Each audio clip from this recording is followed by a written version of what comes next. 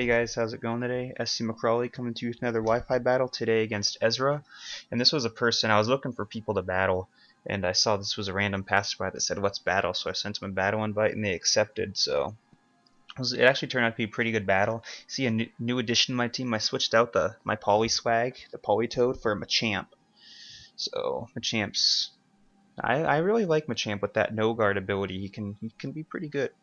And looking at his team, he's got an interesting team. You see that Speed Boost Baton Pass Scolipede and the Mega Kangaskhan, which I don't really care about. Like, a lot of people complain about Mega Kangaskhan, Mega Gengar, Mega Blaziken. I don't really care.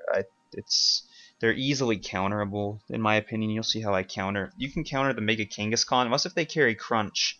Gengar walls them completely. You just throw up substitutes, because all he can hit you with is the Sucker Punch, so you just throw up the substitutes. So, and that's not even Mega Gengar, that's just regular Gengar. But you'll see how I end up walling his well, not really walling, but how I end up taking out his Kangaskhan. But enough with the pregame, let's get this thing started. So as you guys can see, I start out with my Hydreigon. I figure he's going to lead with that Speed Boost Scolipede, so I got that Fire Blast with my Hydreigon, or not Fire Blast, excuse me, Flamethrower to put this thing down. But he goes for the first turn Protect. Pretty predictable, but I go with the Flamethrower anyways. There's a Speed Boost, so it's pretty obvious he's going to go for the Baton Pass next, since he can't survive unless he has the Focus Sash. Here, he's going to Baton Pass out. He's going to go into his Dragonite, and this was a little bit scary. I go for the Flamethrower, and you're going to see this does absolutely nothing. Absolutely nothing. That Marble Scale, not to mention Dragonite's pretty bulky, but I'm going to go into my Ferrothorn. Figure he's going to go for, I didn't know if he was going to go for the Dragon Claw or the Outrage, but I'd be able to tank those for my resistance and my high defense. And he goes for the Roost for that, to get back to his Marvel, no, is it Wonder Scale? Sorry, excuse me, it's not Marvel Scale, it's Wonder Scale, I believe. But he goes for the Dragon Dance here. I go for the Leech Seed. I'm going to break that Marvel Scale again, as well as get a little bit of health back in case when he does start attacking me. So I figure it's the safer play instead of just going straight for the Stealth Rocks. And he's going to go for another Dragon Dance here. As I predicted, I figured he's going to try and set up on me. But I've had this happen to me plenty of times to where I'm not going to let this happen. Most people probably would have thought that I'd go for the Stealth Rocks, but I'm going to go for the Gyro Ball here. He's at +3 speed, so I'm pretty sure that's a max power Gyro Ball. We're talking 240 base power. Pretty close to there if it's not. So he's going to go for the Roost here, because he obviously can't take another Gyro Ball. So he goes for the Roost, and you see it didn't take him all the way back up to full health. I'm going to go for another Gyro Ball, and you're going to see after the Leech Seed damage here, he's going to go for another Roost here, and you see it's still not going to take him back up to full health. So you see it's less. His health is less than what he used the Roost the first time. So you see it's actually a winning battle in my favor, mostly because of the Leech Seed.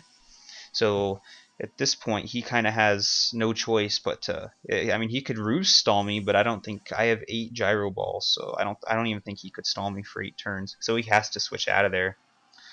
So I wish I had the Rocks up now that he goes into a Scolipede, but that's alright. I go for the Gyro Ball, and you see it does well over half. So it was one more. Well, I guess after the Citrus Berry it would be close. He's gonna go for the Protect here, get that speed boost up, so pretty increasing the power of Gyro Ball. And I figure he'd go for the Protect, so I go for the Stealth Rock. May as well not waste the turn, get those rocks up. Quite a bit of his team gets hit by the rocks. I think he's got that Venomoth, the Scolipede. He's going to go for another Iron Defense here. Oh, and the Dragonite as well. But he's going to go for an Iron Defense. That +2 defense. And you see, it's going to make a big difference. The Gyro Ball's only going to do not even half of what he had. So, I'm going to get another Speed Boost here. I'm going to switch out, since my Ferrothorn's pretty much useless at this point against that. I'm going to go into my Rotom. I figured I'd try and trick him if he was going to keep on like protecting and stuff. Or even if it wasn't, if I just got the Choice Scarf onto him, that would shut down a Scolipede altogether. Well, except for the Mega Horns, but I mean, it's obviously a Speed Boost Baton Pass. So he goes for the Spore here. I didn't think Breloom was that fast, especially considering I'm holding a choice scarf. So I'm not quite sure how he outsped me at all. Because you're gonna see later in the match that he's Life Orb. So I was actually quite surprised that he could possibly outside. I'm modest nature, 252 EVs in speed and choice scarf, so I'm not quite sure how he outsped me. I still haven't looked up the stats on Breloom. I forgot I was going to do it before this video, but so you see the Life Orb here, and after that power punch, he's at +1. You see I'm going for the trick here. I'm gonna lock him into a move. So I mean, my Togekiss can wall this thing after with the quad resistant to fighting and resistant to grass. So let's see, I'm gonna switch out here. Rotom's done his job. I'm gonna go into my Togekiss, predicting either, I don't know if he was gonna go for the Seed Bomb, but he actually has the Bullet Seed. And you see this thing, oh, that is way too much damage. I know he has Technician, but that is a lot for not Life Orb. I didn't realize it was that powerful. I guess he could be Adamant Nature, but still. And you see he gets 5 hits in a row, so I was I pretty lucky on his part, I guess. And I obviously can't stay in, so I got to switch out to my, or I choose to switch out to my Ferrothorn. Get that quad resist. I mean, even quad resistant, pretty high defenses. You're gonna see this Bullet Seed. That's 9 damage. I mean, I'd say that's pretty decent damage for quad resistant.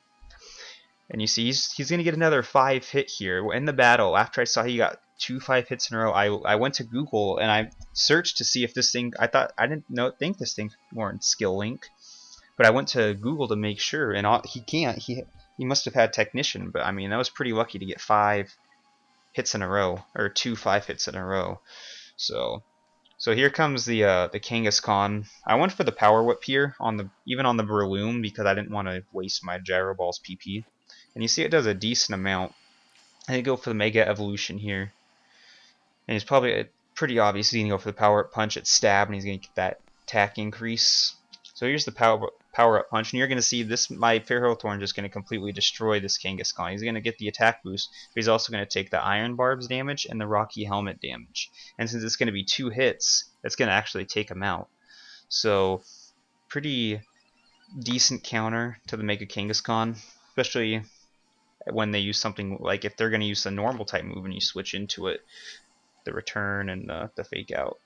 I think Return makes contact. I'm not 100% sure on that though. But I go for the Leech Seed just in case they didn't die. I'd take the remaining health with the Leech Seed.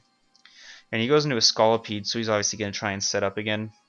He goes for the Protect. So after this is going to be the last time because he's going to die on the Stealth Rocks damage when he comes in again. I go for the Leech Seed on the off chance he doesn't protect or he switches out or whatever. He's going to go for the Baton Pass here, get that 50% speed boost onto another Pokemon, which is alright. That's why I used to run my Blaziken. It was a speed boost Baton Pass Blaziken. So I think that's a pretty decent strategy. Some people might say, oh, it's Uber. I don't really believe in Smogon. I mean, in all honesty, Pokemon like Genesect and Jirachi are more overpowered than a speed boost Blaziken, in my opinion. But he goes for the Sleep Powder here with the Venomoth. I think he thought I might have was going to switch out or something, but at this point I figured I'd let my Ferrothorn die. But see, he's got the Black Sludge, so it must be more of like a bulky set of a Venomoth. I haven't really seen very many Venomoths, so I mean, I was surprised. I thought he was Flying Bug. I didn't realize he was Bug Poison. But he goes for the Quiver Dance here. Kind of what I predicted. So he's going to get those stat increases. So I'm going to go for the Gyro Ball. I don't know if without the speed increase it would have killed, but I love when people try and set up on Ferrothorn because they just increase the power of my Gyro Ball and makes it pretty nice for me. So we're going to go back into his Breloom, which is Scarfed, so it's going to make my Gyro Ball even more powerful, but I'm not even going to use it. Goes for the Power Up Punch here. See, it's pretty good to get that Technician. See, but I mean, right there, that's super effective, and it gets the Technician increase, if I'm not mistaken. And that doesn't, like, nowhere near what Bullet Seed did, so. He's gonna take that Iron Barbs and Rocky Helmet damage, and I'm gonna go for the Power Whip, save my Gyro Ball PP. I guess I could have switched out here into my Togekiss since he was locked in to Power Up Punch, or even my Gengar. But I think I just wanted to get a little bit more Iron Barbs and Stealth Rock damage up on him. Not Stealth Rock, Rocky Helmet. And so I just let my Ferrothorn go down, and I go into my Gengar. You see, this is a different one. This one's shiny. I love shiny Mega Gengar. I think that it looks so like. I like how they changed the color scheme on him. They didn't you can't really tell the difference between a shiny just a shiny regular Gengar and a shiny Mega Gengar. I should have gone for the substitute there, predicting the switch, or even if he went for the Power Up Punch and stayed in, I could have just got a free substitute up, but I went for the Sludge Bomb. It's kind of a misplay. I mean, I obviously won the game at this point, but it still was a misplay and something I should have done. But it's pretty much going to be a Mega Gengar sweep from here, and some people might say, oh, Mega Gengar is uber, blah, blah, blah, but it doesn't really matter. Like I said, certain Pokemon, like Celebi, Jirachi, Terrakion, Cresselia, are just as good, if not better. So, I mean, and Genesect too. I mean, I play by Pokemon's rules. I mean, I hate how Smogon lets people run like 3 leftovers on 3 different Pokemon. I think that's stupid. I like playing by 1 item per Pokemon. That's just my personal preference, though. But that was a pretty good game by Ezra. As you can see, it's not that difficult to stop a Mega Kangaskhan. So, hope you guys liked the video, and I'll see you guys next time.